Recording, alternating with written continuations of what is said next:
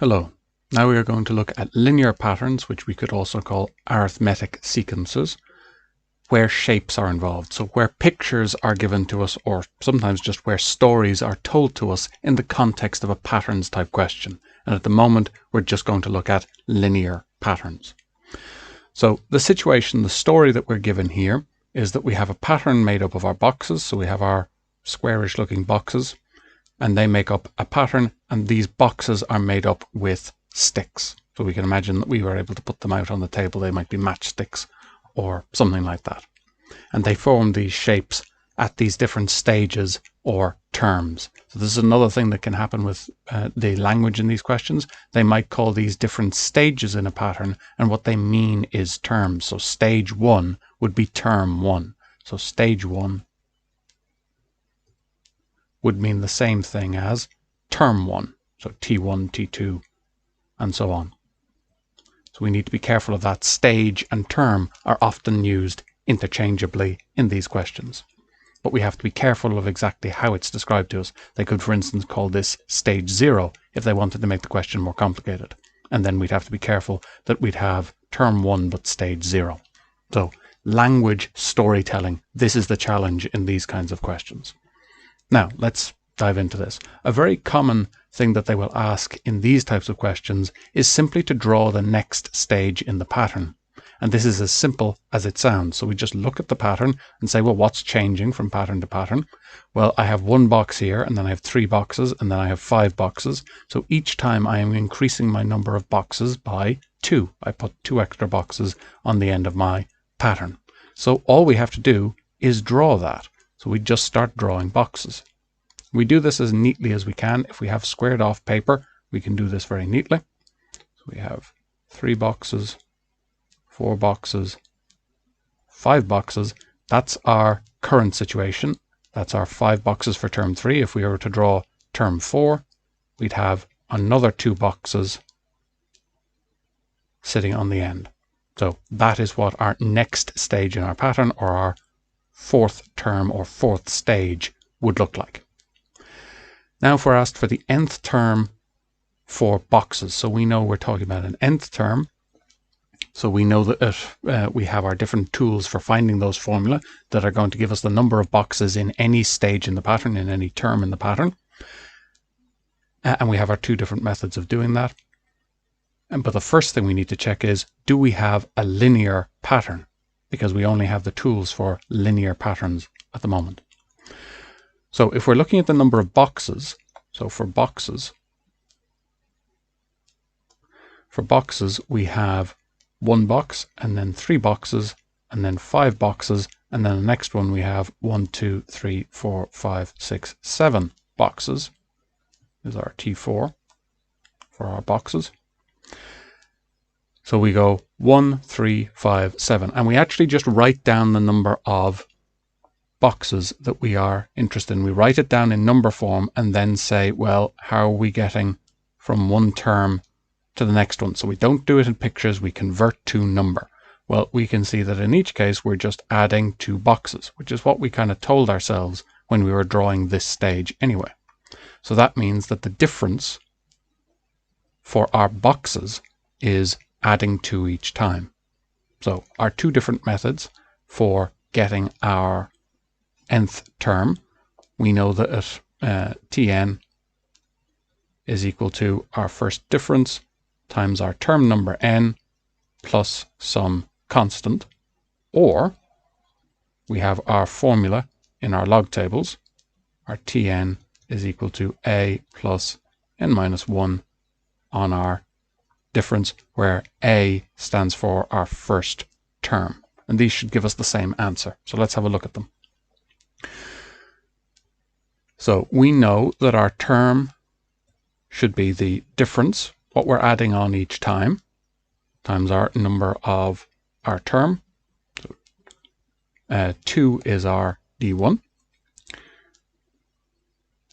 plus some constant. And what else do we know? Well, we know that when n is 1 for our first term, this should be equal to 1 box. So we have T1 should follow this pattern sorry, should follow this pattern, and we know that at n is 1.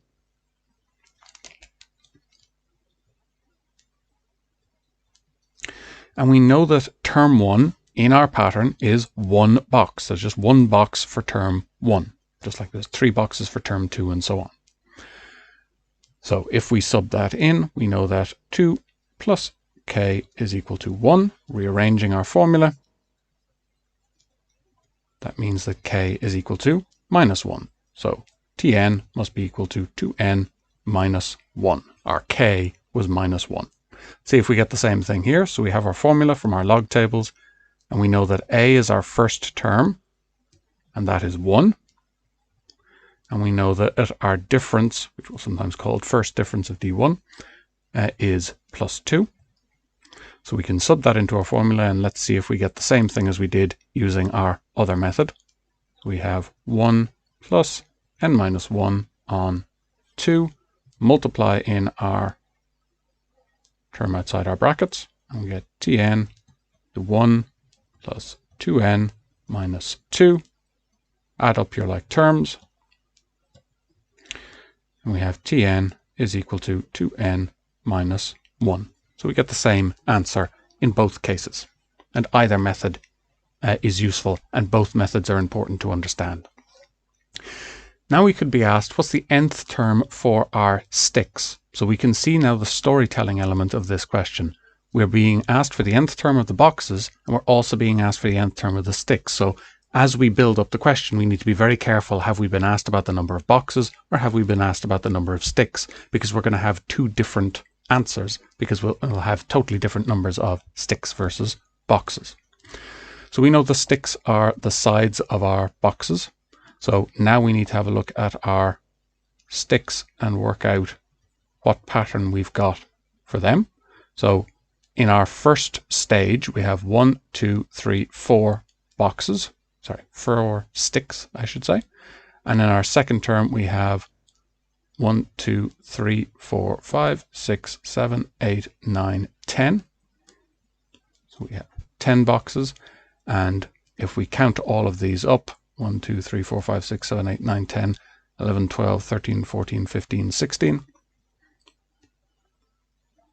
We have 16 boxes, and we could count up all of our boxes here, and in our fourth term, we would have 22. So what is happening every time? Well, we can see that we are adding on the same thing each time. That tells us we've got a linear pattern, so we're able to use our linear method for getting our formula. So we're adding 6 each time. So we have our linear pattern. So our difference is going to be 6 for our sticks this time. So now we're talking about our sticks. We're adding on 6 each time. So let's do our two different methods. So we know that Tn would be equal to that difference times the term number plus some constant, or we know that from our log tables, we have our formula for, again, a linear pattern only.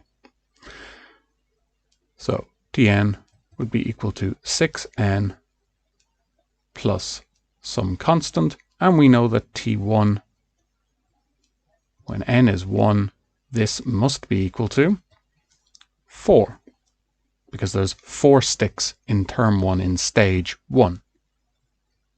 So that means that at 6 plus k must be equal to 4. Rearranging our formula,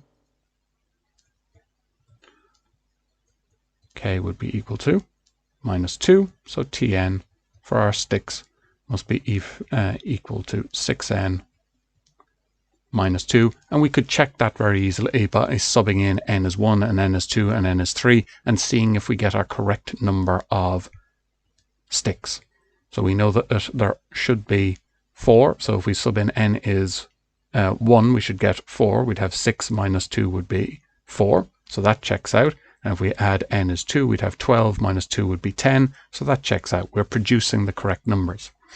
Now let's sub into our formula here. We know that a is the same as our first term. That's 4. And d is plus 6.